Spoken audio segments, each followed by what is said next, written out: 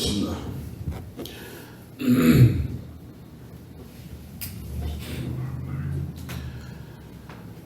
الحمد لله وحده والصلاة والسلام على من لا نبي بعده وعلى آله وصحبه ومن تمسك بسنته إلى يوم الدين وسلم تسليما كثيرا أما بعد.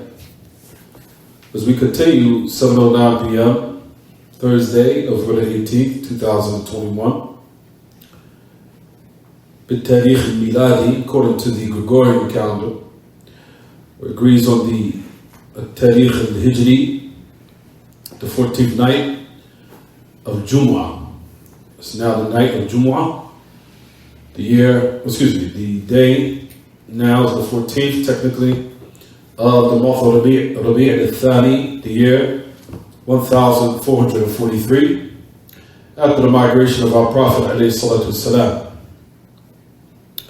As we continue in this tremendous treatise entitled Fataawa al-Hamawiyyah al-Kubra by the great Imam Taqiyuddin Ahmad ibn Abdul Halim ibn Abdul Salam Taymiyyah, rahimahullah, who died 728 after the migration of our Prophet alayhi salatu wasalam. We will discuss the affair of Hamawiyyah pertaining to those who are affected by the da'wah or the call of Bishop al-Marisi, and what Shaykh al-Islam Taymiyyah established of history, with that chain that started. And when you say chain, we don't mean the chain of narrators that are praiseworthy, but a chain of misguidance. And what was the cause for the weakness that entered upon the ranks of the Muslims? Because of the matters that Bishop Marisi had started, and that's especially in affairs connected with philosophy and the likes. So that's what we discussed in class. We'll mention this in brief, what we discussed.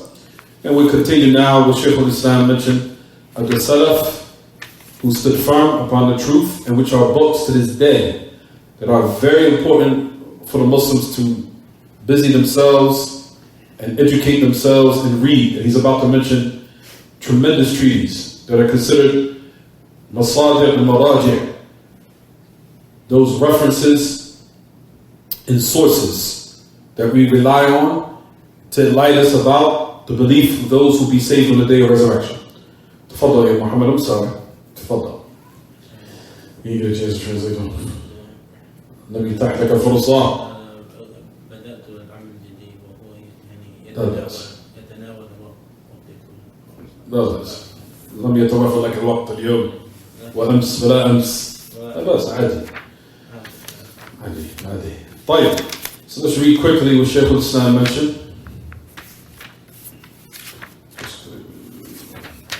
After he mentioned what he meant pertaining to Ghazali, he said بعض هؤلاء رد التأويل وابطاله أيضا ولهم كلام حسن في أشياء.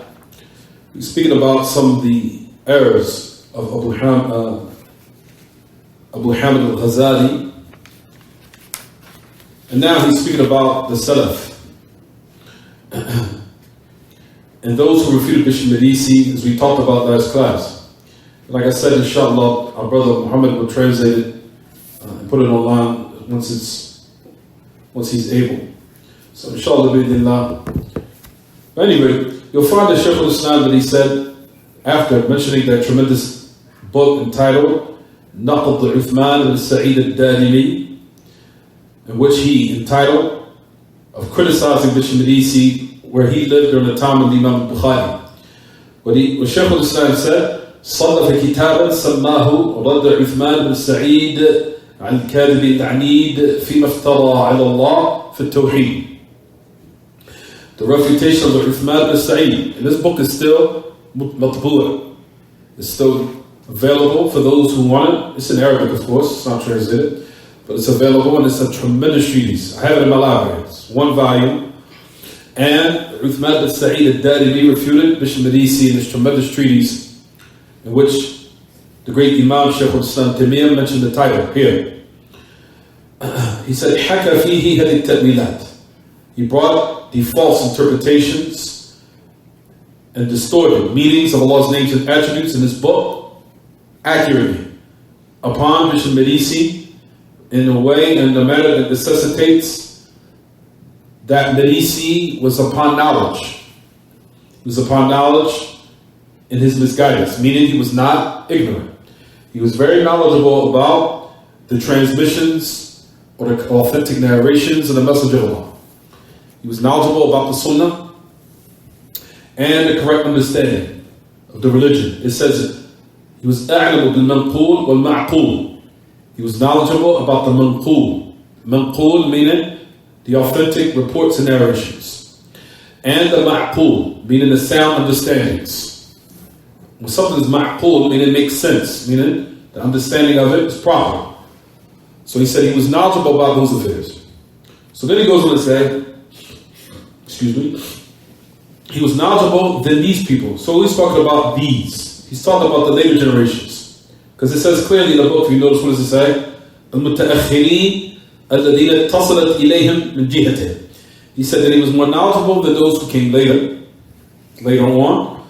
For those who were connected to him, in which اتصلت إليهم من جهته, in which the connection was made to them by his direction, meaning they adopted his what? Ideologies. So we said last class that the difference between Bishop Medisi and the people that are upon the same ideas later, what was the difference between them except that we mentioned that he was knowledgeable of what he was doing, and those who came later, a lot of them were in the state of what? Taqleed. A lot of them were just blind fanatics, meaning that they were following and just clinging to an affair, not really knowing what they were upon in his guidance, but they were just blind following. So that's basically what he was mentioning here, Shaykh al-Islam Taymiyyah.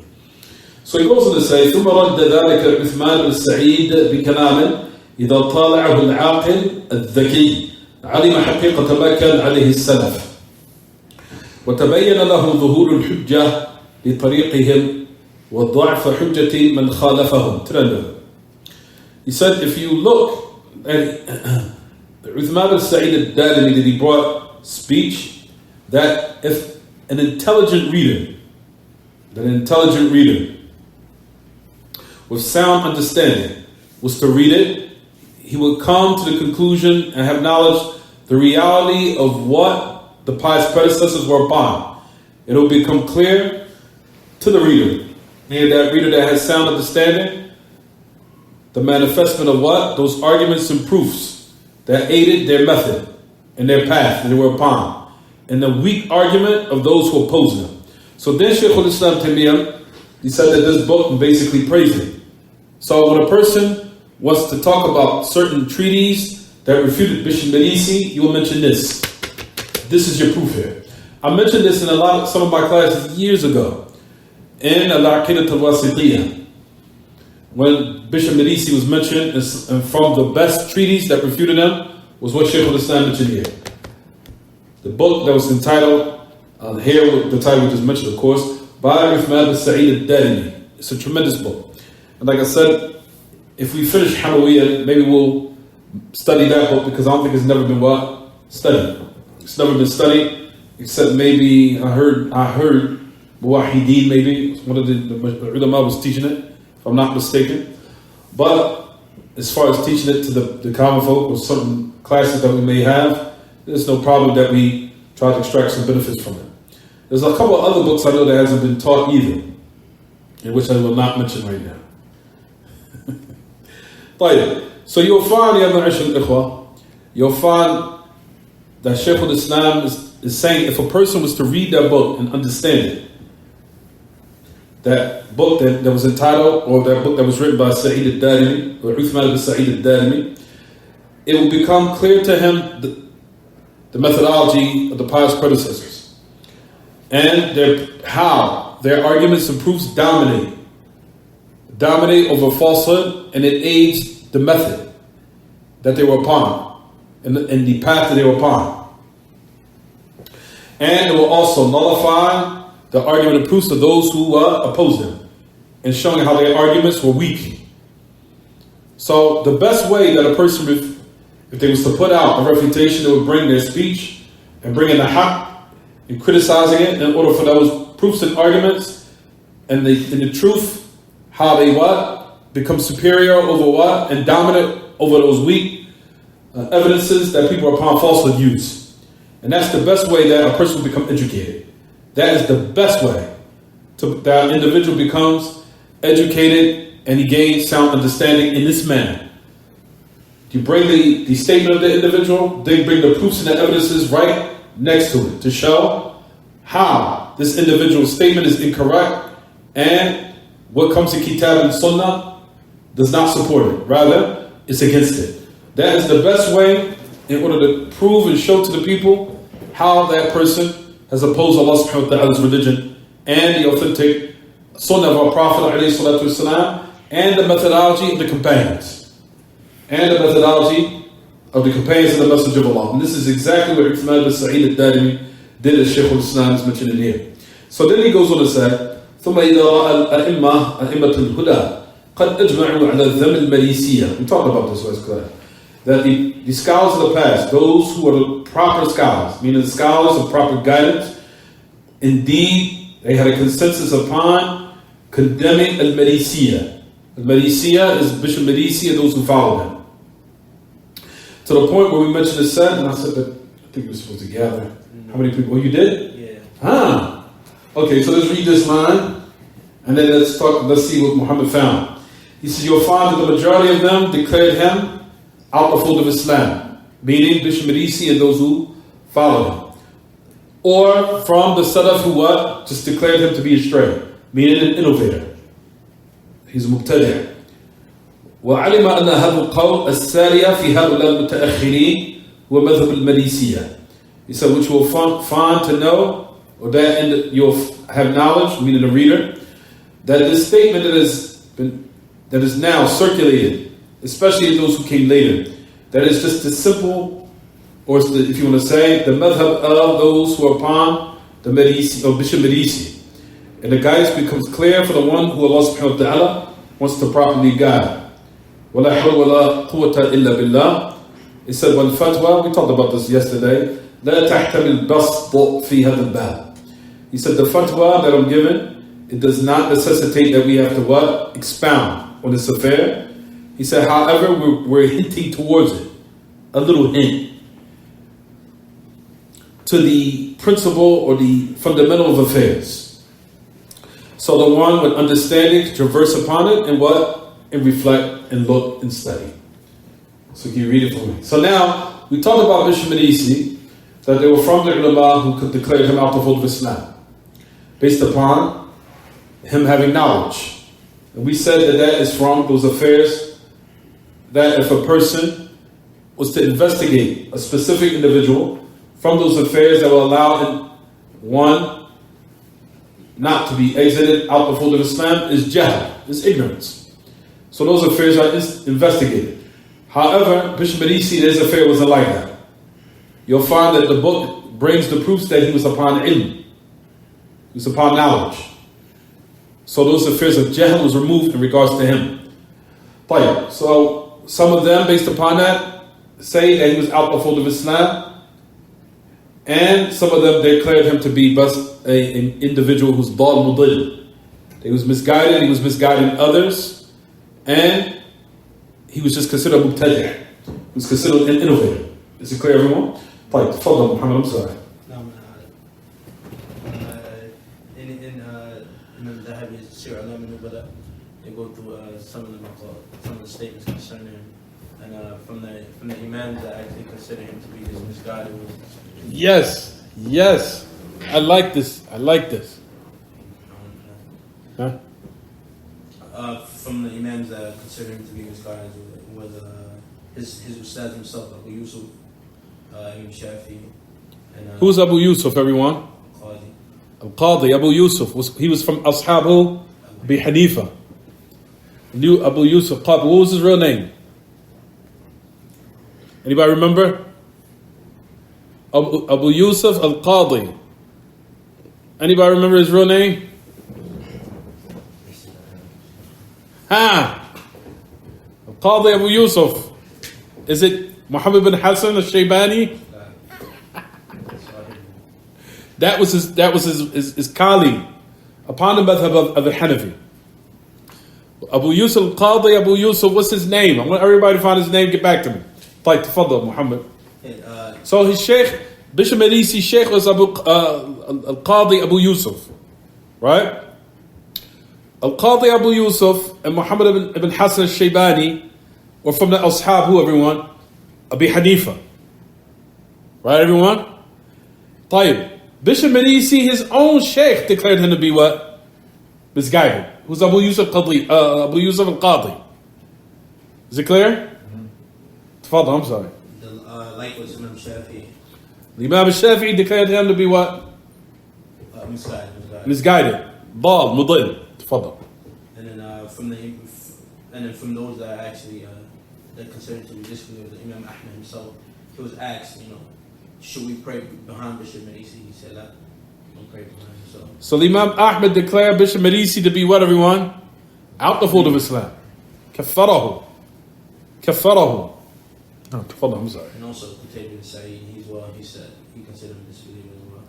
Qutayba al-Sa'id al-Daynuri, the great Imam. Also, tafadhal. And just from the latest scholars, from early scholars, Shaykh was asked, do we consider Ma'mun, can we consider him as being somebody that's, because he followed Bishop in his misguidance, do we consider him a disbeliever? He said no, he was just blind following. He's not considered disbeliever. But as far as Bishop Marisi and Abi Duad, they both were. Ibn Abi Duad. They both considered disbeliever.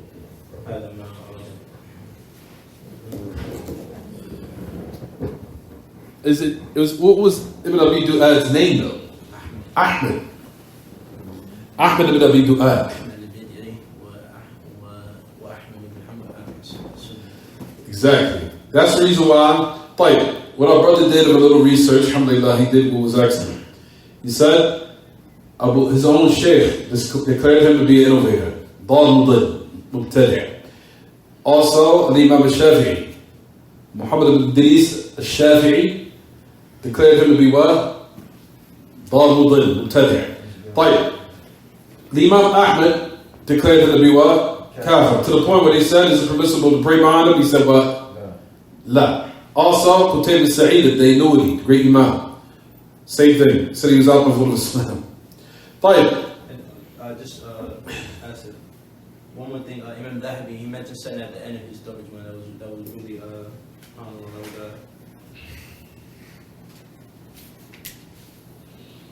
What did Imam Dhahabi say? Yeah, he said, this is translation, he said, whoever disbelieves by way of innovation, or, by way of innovation it spreads. It's not like the one who's a kafir asli, meaning that he's a disbeliever, like a disbeliever in general, or like or his origin is disbelief, and he's not like a Jew or a fire worshipper, and Allah. وَأَبَى اللَّهُ أَنْ يَجْعَلَ مَنْ آمَنَ بِاللَّهِ, and Allah is far from Allah is that He will make somebody who believes in Allah, His messenger, and the day of judgment.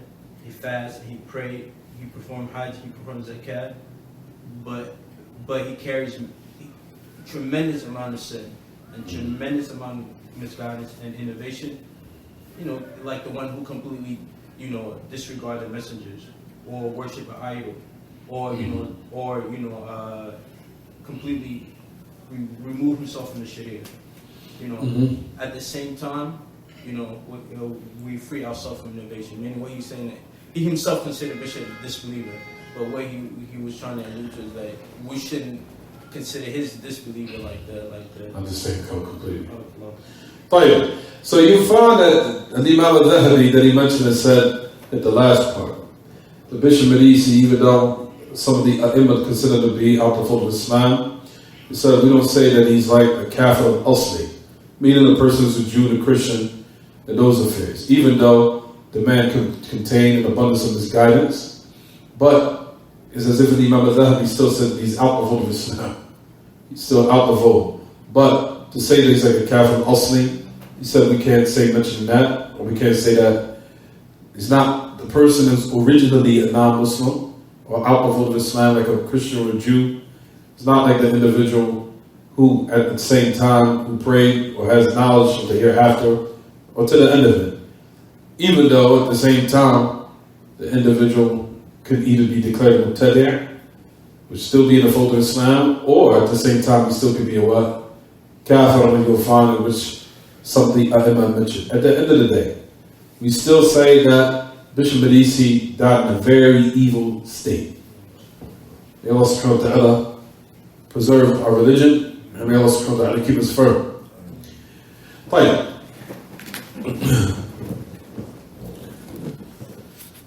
So let's read the next thing. Shaykh al-Islam, he goes on to say, everyone, وَكَلَامُ السَّلَفِ فِي هَذَا الْبَابِ. And we'll go into detail a little bit more later. So we're just going to read the names. So Shaykh al-Islam is now giving us information so we can become acquired with what? Information concerning tremendous treatises and books that were authored in regards to educating and enlightening the Muslims about their belief and about traversing the path that will save you from hell. So Shaykh al-Islam now embarks upon letting the Muslims know, or educating the Muslims, what are these books? What are these references? What are they? What are these books we need to have knowledge of, we need to read and study? So now he starts speaking about these tremendous treatises that every Muslim needs to be familiar with and have some type of what? Acknowledgement, or have some type of knowledge concerning those tremendous treatises that we're about to mention now. So this is what he goes on to say. وَكَلَامُ السَّلَفِ فِي هَذَا الْبَابِ موجود في كتب كثيرة لا يمكن أن نذكر هنا إلا قليل منه. Subhanallah. To the point where he mentioned it said, the speech of the Salaf in this affair is present in a lot of books. He said we cannot mention except a little of them. So now he goes on to mention them. He said, for example, Kitab as-Sunan by Imam al-Lalaka'i al-Shafi'i, the great Imam.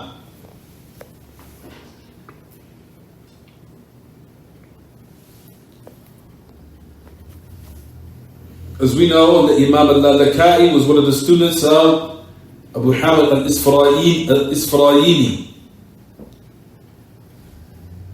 until he was from those who stood out, servicing the madhab al-Shafi'i.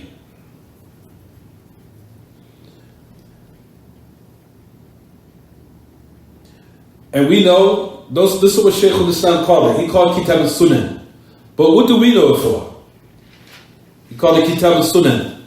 However, it was known as what we know today, Sharh Usul I'tiqad Ahl Sunnah wal Jama'ah. The name of the book, what we know today, is called the explanation, Sharh Usul I'tiqad Ahl Sunnah. The explanation of what? Of the principles or the foundations, explanation of the fundamentals and the principles, or the foundations, if you want to say,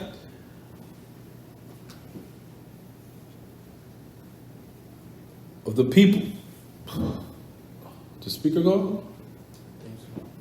No, someone downstairs. Oh, I think he might be laying on the wire maybe or something. The Sharh Usul I'tiqad Ahl Sunnah. The explanation of the principles or fundamentals of the belief of who? The people of the Sunnah and the people of the Jama'ah. Sharh Usul I'tiqad Ahl Sunnah wal Jama'ah.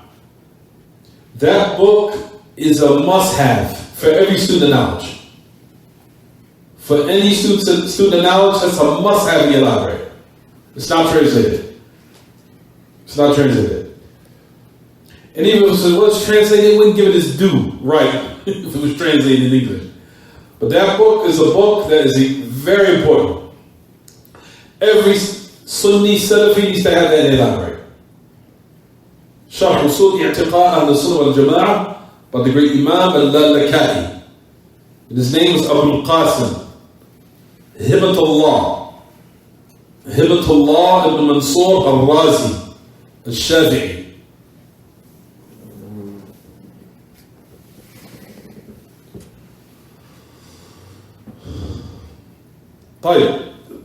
The next book, that book, inshallah, was a book that years ago We tried to facilitate it being taught, but we never had the opportunity. Years ago. For those books, one must acquire, especially if he's a student of knowledge, if he's able. So that's number one. Number two, from the tremendous books of the Salaf that every student of knowledge needs to have. Al-Ibana. Al-Ibana. Al-Ibana by the great Imam Ubaydullah ibn Muhammad al-Akbari al-Hanbali. Some of them say al-Ukbari. Al-Akbari. Al-Akbari.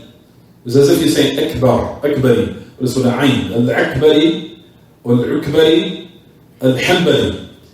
And he was known by the name Ibn Battah. Ibn Battah. And they have al-Ibana, that is al-Sughra al-Kubra. Al-Ibana al-Sughra, and they have al-Ibana al-Kubra.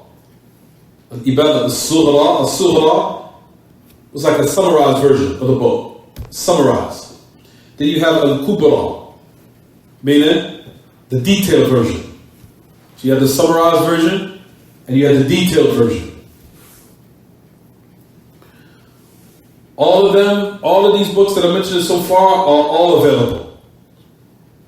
Al-Lalaka'i, Sharh Usul I'tiqad Ahl-Sunnah wal Jama'ah book is available. It's a must-have for every student of knowledge. Also, Al-Ibana, Ibn Battah, also available. Those books though, brothers and sisters, if you acquire them, you need a teacher to teach you that. Because some students misunderstand those athar that are in those books. And they'll apply them wrong, and they'll start declaring people to be mubtadi', and you'll start seeing some ajab al-ijab, some very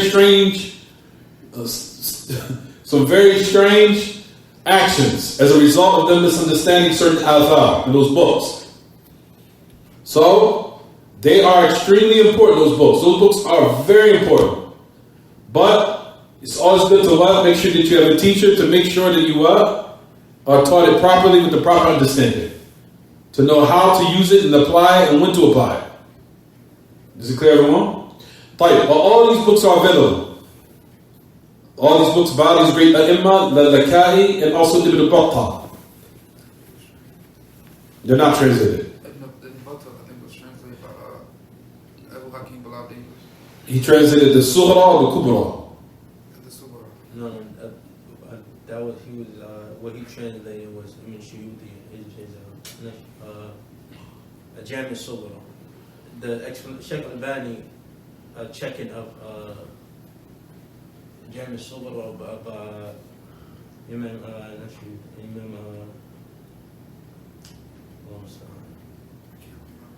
Brothers, we're talking about translation. Come talk. But anyway, later on, after the class, but I doubt if they've been translated. If they have been translated, I have to investigate just to make sure. But Al-Ibana is a very important book that every student now should have in the library. Al-Ibana. By Ibn Battah. Then we have As-Sunnah by Abu Dharr al-Harawi. Abu Dharr al-Harawi. Al-Maliki. And he was from the narrators of Sahih al-Bukhari. The narrators of Sahih al-Bukhari were three. He was one of them.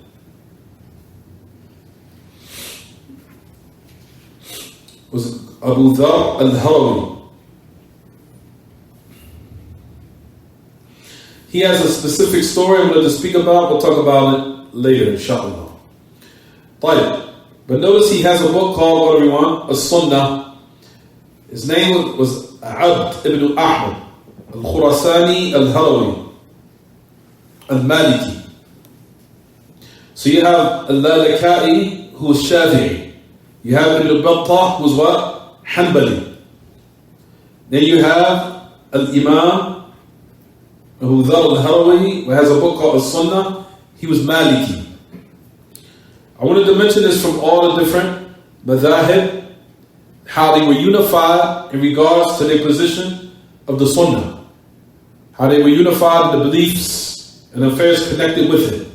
The affairs was pertaining to the foundations of the religion. These ai were unified in it. Because that's the most important. The most important is the fundamentals and the foundations of the religion, that it's what? Unified. Solidified, where there's no different in it. As far as the issues of fiqh, that's something different. But we talk about the fundamentals. Is it clear, everyone? طيب. والسنة لأبي ذر الهروي. لأبي ذر الهروي. We'll talk about him in a minute, or next class, inshallah, with a little bit more detail. There Shaykh al-Islam mentions Al-Usul li Abi Umar al-Talamki. Oh, excuse me, I'm sorry everyone. Al-Talamanki. Al-Talamanki. That's how you say it. Abi Umar al-Talamanki. As far as the sunnah, is it matbu'? As far as I know, a sunnah by al-Harawi is matbu'. I don't think I have it, but I might have to check. But I think it's matbu' as far as I know, it is. But I have to check. Al-Usul li Abi Umar al-Talamanki.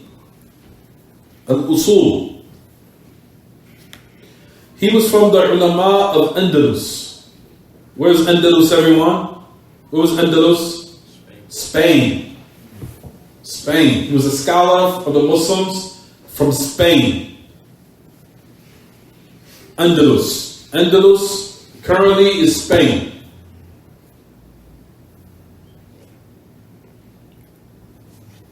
So this clearly shows that there one time that the Muslims had scholars and ulama from Spain. From them, the Imam al-Qurtubi. Qurtuba is from where? Was also where, everyone? The Qurtuba. Spain. Qurtuba was also in Spain. So you have Andalus, was also in Spain. Qurtuba was in Spain. These are all lands that the Muslims used to dominate and rule. And we had scholars from those lands. From them is this scholar here, the Abu Umar al-Talamanki. He was from Andalus. He was from Andalus. And it's still a city to this day in Spain called Andalusia. It's there. Go in your phones. They still have it. They still kept the name, but it's been changed a little bit. They call it Andalusia. Andalusia. It's still there. It's still there in Spain. Look on your phones. Andalusia. They translate it as Angeles. And Allah knows best if they put it here in America, but they call it Los Angeles. But Andalus was the Muslims for the lands. That's why, brothers and sisters, you ever had the opportunity to let you know how great your religion is and how dominant it was, to the point where the non-Muslims are horrified that anything happens where the Muslims did during that time, because they took over the world in a short period of time. And they are petrified if that happening again. That's why you find that they never mention anything about what the Muslims did in regards to civilization, technology, math, history. They bury it as much as they can. They'll never mention anything about it. They don't mention anything about how long they dominated Spain, how long they dominated Portugal. All those affairs, they keep it hidden. So you can think that what you are upon is weak. Not realizing that that Islam was an affair that to this very day the non-Muslims are petrified that whatever had taken place during that time never happens again, and they make sure it doesn't happen again. Is it clear, everyone? And when I have some time, I have a lecture talking about this affair. I'm not going to put the ideas out now because I know somebody's going to probably take it up to the Zahag and they're going to do it themselves. But I have some ideas that, inshallah, if I have time, Allah facilitates it will bring some enlightenment to these matters. But keep in mind, these ulama were from where? Cities in Spain. And they're from the ulama books that we utilize to teach us and educate us in the foundations of the religion, such as Abu Umar al-Talamanki, rahimahullah. And his name was Ahmed ibn Muhammad al-Andalusi. al-Muqri, al-Muhaddith. And he was also a scholar from the people of Qurtuba. So that puts more emphasis that he was from the scholars aware of Spain. Of Spain. He was from Andalus, but he was considered the most knowledgeable of the people of Qurtuba, which was from the cities of Spain.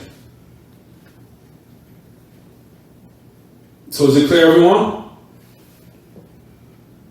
So those people who have families that's from Spain, a lot of those best of some of their lineage goes back to the Arab and to the Muslims, and from Portugal, and from those different types of countries, and from the Mediterranean, from the different islands such as Mallorca, which is the islands that's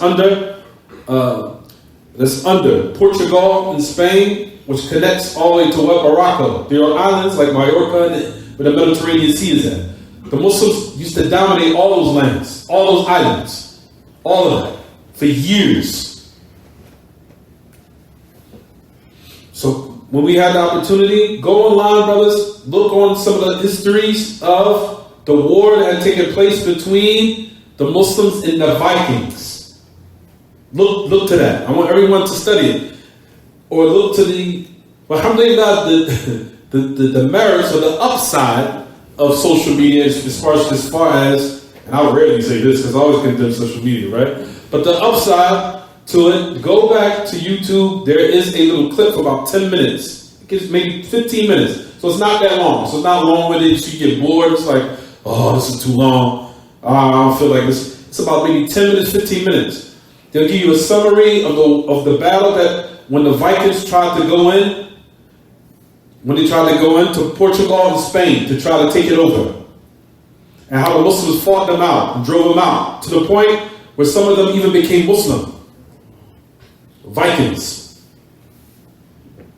And people, when they come to Vikings, when you think Vikings, you think where in America? The Minnesota Vikings, right? I hate to use the football team term, right? But at any rate, in Minnesota, about the Vikings in the history. But at any rate, the Vikings tried to take over the Muslim land in Spain. They tried to attack and they drove them out. Anyway, I won't get too deep into this. But look at the battle of what happened between the Vikings and the Muslims. And look on YouTube, alhamdulillah, there is good things about that. The war that had taken place between the Muslims and France. About what happened with Abdurrahman al-Rafiqi in the war. But that's where the Muslims stopped. But they were in France and they were on their way to Britain. They were there, they were in there. But they went in France and that's where they stopped. So you got to think, they almost took over Great Britain, Africa, all the way to China within probably a time frame of maybe less than 100 years. You don't think the non-Muslims are petrified of that? They almost took over the world in less than a century. They're petrified. That's the reason why they don't talk about it. Don't ever mention that in class to anyone what the Muslims did. Petrified. Scared. And that's why they studied the Muslims, because they were astonished about what they did and what they accomplished in the world. From the things they did, they're the ones that brought civilization to Europe, because they were filthy, disgusting people. They were nasty. Absolutely. Read some of the history of them. They were nasty people. They used to brag about how they used to take baths and showers maybe every month. Some of them said, I didn't take a bath for a year. Some of the queens and the emperors. And they'll say in the history, yes. That white makeup that you see them, just to cover up their dirt. The white makeup was just to cover up their filth and their dirt. Absolutely. They're the one that cleaned them up, taught them how to be clean, how to take a bath, how to put sewers in for removal of the impurities and defecation and urine, because they used to just take it, put it in pots and throw it out the window. What's the statement we used to say? Well, a person was extremely poor. You don't have a what? A pot to what? As they say, well, you're going to say a little bit more vulgar way. I'm not going to say it here publicly. but you don't have a pot to pee in or a what? Window to throw it out of. That's because that's what the Europeans used to do. They were disgusted.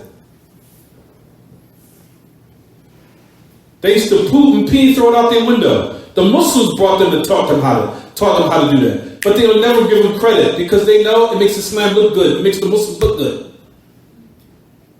They're the ones that taught them how to do that. Wasn't the non-Muslims? They brought that there. They try to put in your mind, oh yeah, we're non-Muslims, we're up to date, and made you civilized. No, it's the opposite. You are filthy people. Disgusting. And still to this day, you're filthy and disgusting. Just yesterday, I heard that there was some disgusting, filthy singer peed on the stage in front of a person. On the stage. A filthy woman picks her panties and pees on an individual in front of thousands of people in a satanic musical concert. They're the ones that's filthy and disgusting. They are. It's not the Muslims. The Muslims taught them how to be civilized. They're the one that brought hadara and taqaddum. They're the one that brought that. But they try to always play a mind game like, no, you Muslims are just backwards. Y'all don't know anything about cleanliness. No, it's the opposite. These are the affairs we want brothers and sisters to be educated in. So you can know the greatness of this religion and the greatness of his beauty as far as its belief and as far as his what? His prominence and his dominance in every single way and in every aspect. They're the one that brought math, algebra. Algebra is originally an Arabic word. Al-Jabr. Al-Jabr is an Arabic word. They're the ones that taught that. They're the ones that were the chemists. They're the ones that were the mathematicians and specialists in math. They're the ones that taught the non-Muslims that. But they don't never mention it. They keep it silent to make you think the Muslims are so inferior. No, they're superior and dominant. Is it clear, everyone? طيب. Abu Umar al-Talamanki, rahimahullah. He was the one that was Ahmed ibn Muhammad. His name was Ahmed ibn Muhammad al-Andalusi, the great Imam. Alim Ahl al-Qurtuba. Why was his name Talamanki, everyone? Talamanki was a city in Andalus, in Spain. It was a city in Spain. Talamanka. Talamankatun.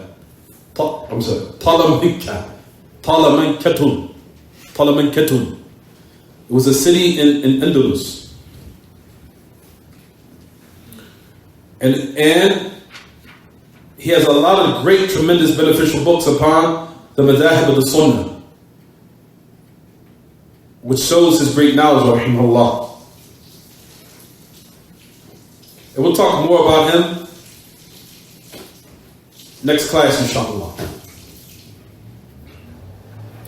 Also, from the great ulama of that region, meaning that region in the west, not in the east. Alhamdulillah, the Salaf dominated the east. But what were those scholars of the west?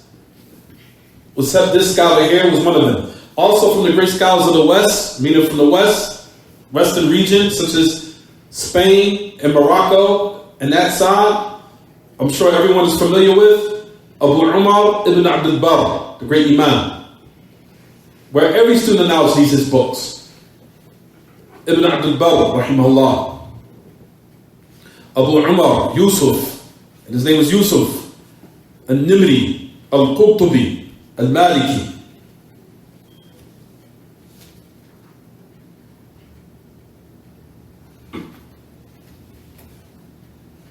The great Imam, Al-Nimri, Al-Qurtubi, Sahib Al-Tamheed, with Al-Istithkar, and other tremendous treaties that we know about.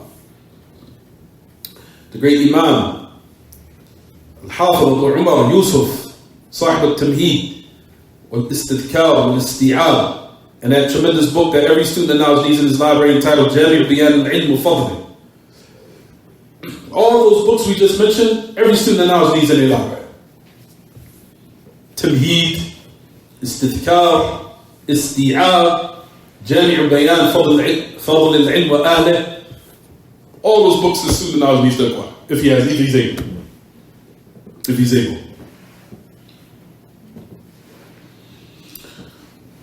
From the great ulama of the past, the Shaykh al-Islam goes on to mention that book called Al-Asma wa Sifat by the great Imam Al-Bayhaqi, rahimahullah, Shafi'i. We'll talk about more detail later. But Shaykh al-Islam Taymiyyah is bringing books that defended the Aqidah, the belief of the Salaf. And these are the books that they authored in order to defend it and to enlighten the Muslims concerning it, so they can what? So they can know what it is, so they can remain firm upon it. Because the salvation or their success relied on them clinging to this understanding. And those ulama put forth great efforts in order to service this type of education. Is it clear, everyone? طيب. Also, we know from those ulama, Shaykh al-Islam goes on to say, he said, before that, وَقَبْلَ ذَلِكَ السُّنَّةِ by the great Imam al-Tabarani.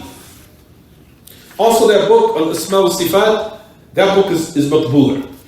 That book is still available. I have it.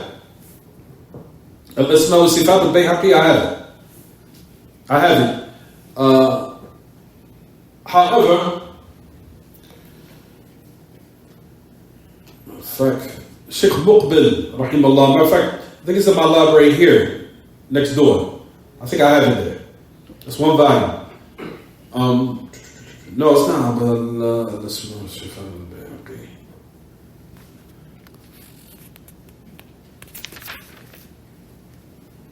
Exactly.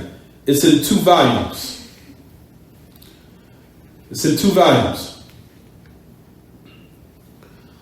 Shaykh Muqbil has a checking on it as far as the introduction, and I'll talk about that later. It did have in it a little bit of minor mistakes, a little bit of ta'wilat.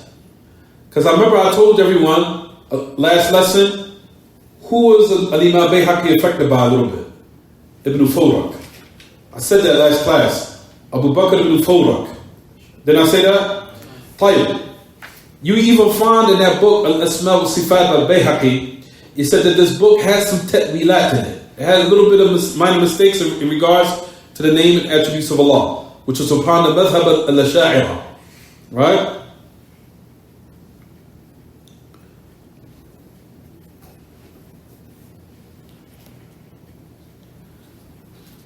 And that book, like we said, from them, like I think one of Shaykh Muqbil's students did a little bit of service to the book, but Shaykh Muqbil gave the actual introduction.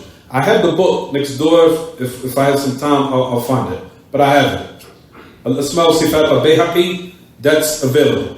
But keep in mind, it still had a little bit of what? A little bit of some minor mistakes as far as the ta'wil, certain not say misconception, but mistakes in regards to Allah's names and attributes. Is it clear, everyone? طيب. Then you have the great Imam Abu Shaykh, Shaykh al-Islam goes on to say, Abu Shaykh al-Asbahani. Abu Shaykh al-Asbahani.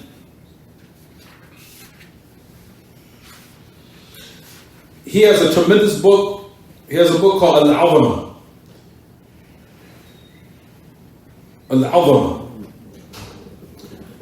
His book Al-Azama is available. Abu Shaykh al-Asbahani. And I'll talk about his name later, inshallah. It was Al-Imam Al-Hafiz Sadiq Muhaddith Asbahan.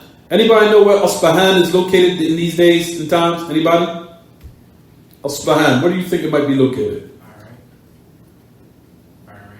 Iran. So Asbahan is located where these days? It's in Iran. Now, so just check it to make sure, but I'm almost certain that Asbahan now is in Iran. It's in Iran. Because of the Yahud. That's occupies some territories there. That they were supposed to be where the Dajjal is supposed to emanate. It's supposed to, matter of fact, I'll talk about it later. Anyway, Asbahan of currently today is where? In Iran. It's in Iran. But anyway, the great Imam Abu Shaykh al-Asbahani wrote a tremendous book called Al-Azama, and he has a book called As-Sunnah. And that's what Shaykh al-Islam is hinting towards in this book, Al-Hamawiyyah. He's hinting towards those type of books.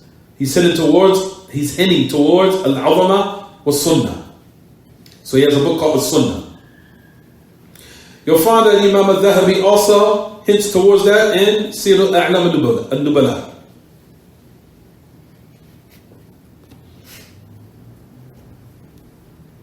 Right, let's move on. Then Shaykh al-Islam starts to mention the great Imam Abu Abdullah ibn Mandah. Ibn Mandah was also from those great Imam of the past.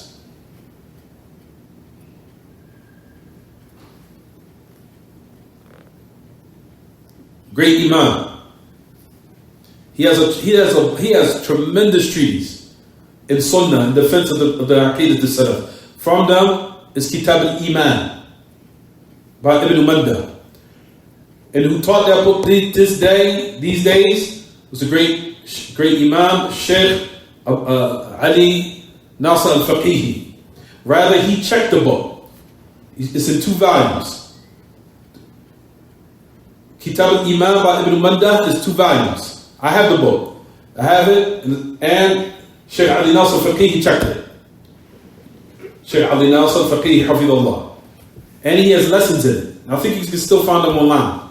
He has lessons in Kitab al-Iman by Ibn Mandah. But Abu Abdullah ibn Mandah also was from those who defended the Sunnah. And like I said, his book is entitled, he has a book in Iman, and he has a book in Tawheed. He has a book in Tawheed also. And I think Shaykh Ali Nasr al-Faqihi also did that book too. Because I have that book in my library, Tawheed by Ibn Mandah. He also has a book called Al-Radd' al-Jahmiyyah and a book called Al-Sunnah. He has all those. And they're all available. If I'm not mistaken, all of them are available because I have the book. I don't have Al-Radd' al-Jahmiyyah by Ibn Mandah, but I have the Kitab al-Iman and Tawheed. Also, Abu Ahmad al-Assal al-Asbahani. Al-Asbahani.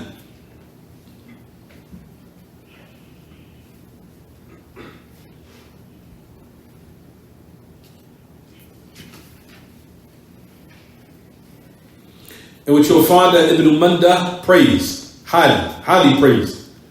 Ibn Mandah praised him. I'm not familiar with Abu Ahmad al-Assal al-Asbahani, but Ibn Mandah highly praised him, and what suffices as a praise is that these great A'imah know him, and from them is Shaykh al-Islam Taymiyyah, and mention him in his book here. And he said that he has a tafsir and a tarikh, he has a book in history, and al-'azama and affairs or books that have been authored in the Sunnah. Also, another book which is copied and is available, a book called As-Sunnah by Ibn Khallal. And I have that book, it's about 4 or 5 volumes. I think it's never been taught. But the great Imam Al-Hafiz, and he is considered from the ulama of the Hanabila, Abu Bakr al-Baghdadi al-Khallal. And his book is entitled Sunnah ibn Khallal. I have it. Tremendous book. Sunnah ibn Khallal. He was from the students of the Imam Ahmad. He was from the students, rahimahullah.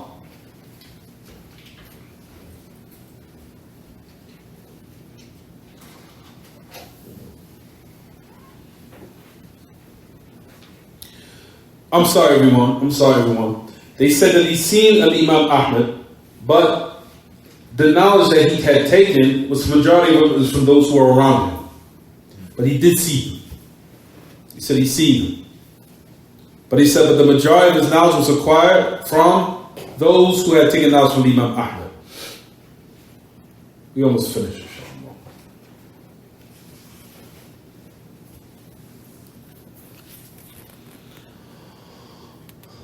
And I'm sure that everyone is familiar with the book Tawheed by the great Imam Ibn Khuzaymah, which is in 2 volumes. I have it in my library next door. Tawheed by Ibn Khuzaymah.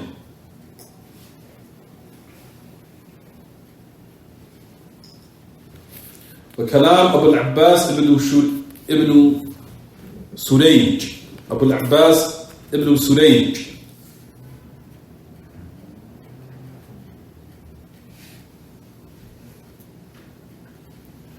We'll talk about him later, inshallah. Put a mark on that, because we got to hurry up because we're running out of time. Also, we have books, we're called Al-Rad' al-Jahmiyyah li-Jama'ah. A refutation is the Jahmiyyah. It's about a group of scholars that have that same title. They have that book with the exact same title. A lot of scholars have a refutation against the Jahmiyyah. And that's going to come in a minute, or if we have time, or next class, inshallah. There's a lot of scholars that have the same exact book, meaning that they entitled their book with the same title. وقبل ذلك السنة لعبد الله بن أحمد. And we know there was a book called As-Sunnah by Imam Ahmad's son, Abdullah.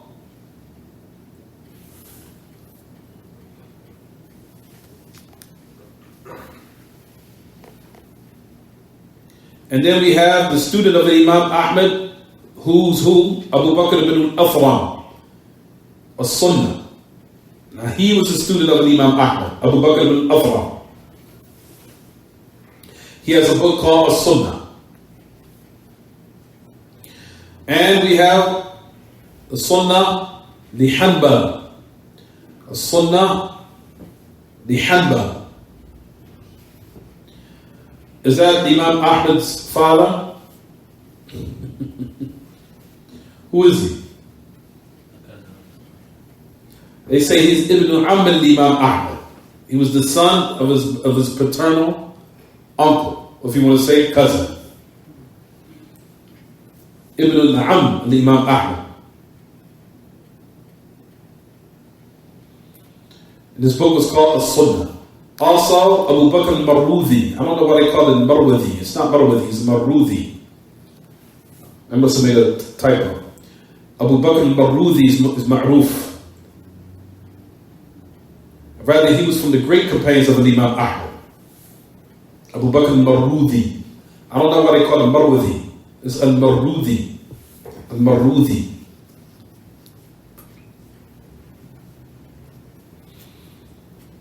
He has a book of Sunnah. Also from the students of Imam Ahmad is who, everyone? The great Imam, Sahib al-Sunnah, Abu Dawud al-Sijistani.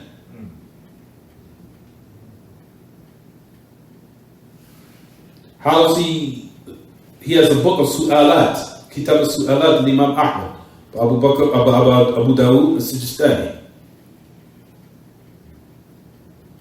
And also, Ibn Abi Shaybah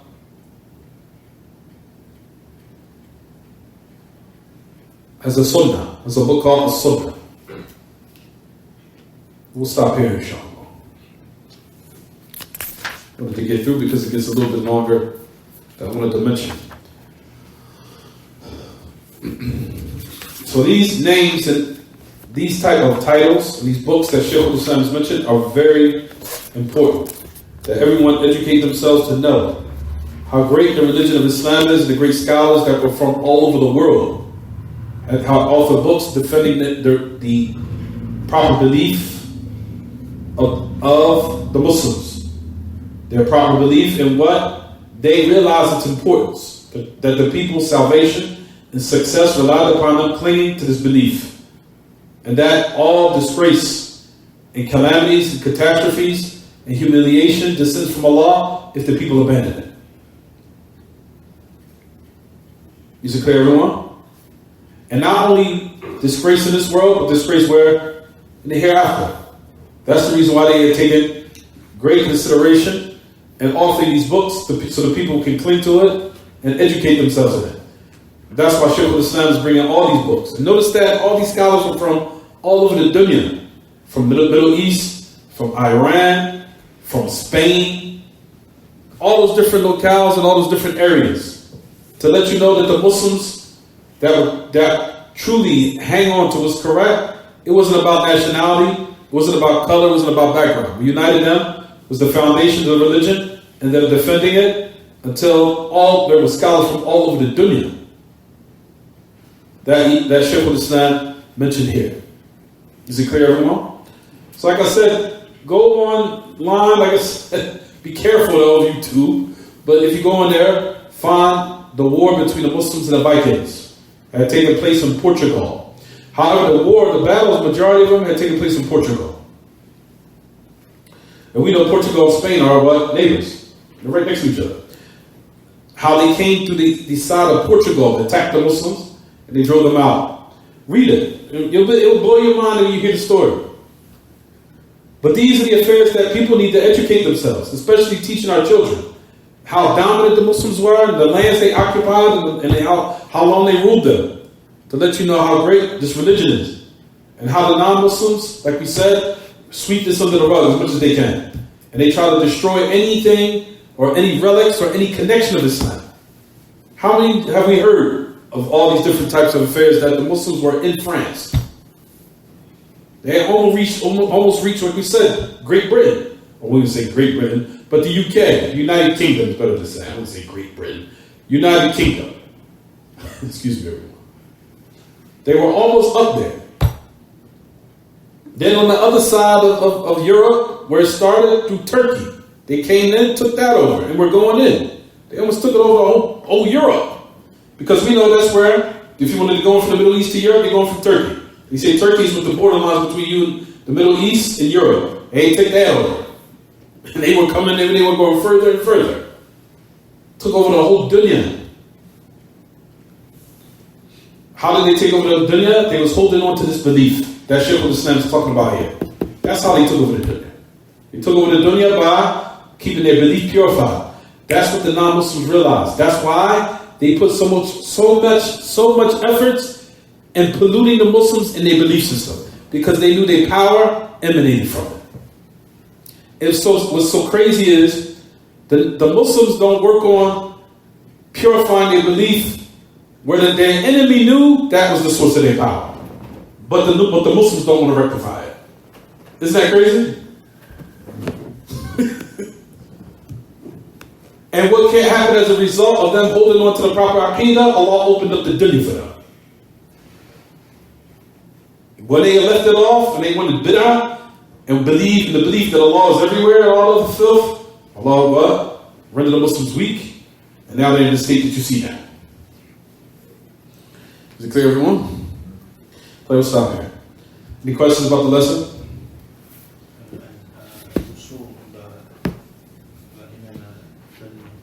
By who? By Imam Talamanki. Talamanki. Yeah, is it Madbur? That I do not know. That I will have to investigate. The son of Talamanki. Rahimahullah. I don't know.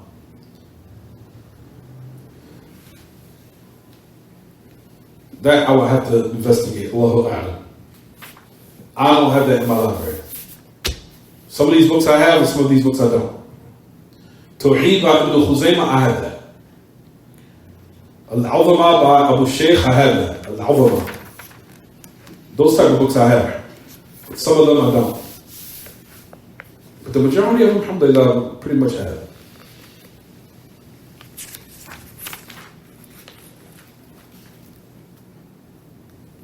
Any other questions, anyone? The ruler, Al-Ma'mun, I'm just thinking when he brought that up, I thought he repented from Khalifat al-Ma'mun? Yeah, from, saying that the Quran was created. I thought he went to Imam Ahmed after that, and he repented, and Allah knows best. I'm just Allahu A'lam. No, the Mihna ended by Mutawakkil. Yeah, he's the one that ended it. That's what I'm talking about right there. Mutawakkil, not me. Oh, okay. Not me. Yeah, because that's what I know. Mutawakkil, Allah is the one that ended it. Ma'mun was the one that actually began. He's the one that exactly started it. Ma'mun was the first one. It was Ma'mun, the Mu'tasim, the Wathiq. And the one was ended by Mutawakkil. Okay. Anything else? Yeah, I got a question. Abu Yusuf, what's his name? Abu Yusuf al-Qadi? Abu Yusuf al-Qadi. What's his name? Yaqub ibn Ibrahim Ansar? That was his name. You just read it, didn't you? I wrote it down somewhere. Yaqub ibn Ibrahim. That was Abu Yusuf al-Qadi's name. Yaqub ibn Ibrahim. Now, Abu Yusuf al-Qadi was Ashab Imam Abi Hanifa. That was from his Ashab. Muhammad ibn Hassan Shaybani and Abu Yusuf al-Qadi. His name was Ya'qub ibn Ibrahim. Ya'qub ibn Ibrahim was named Abu Yusuf al-Qadhi.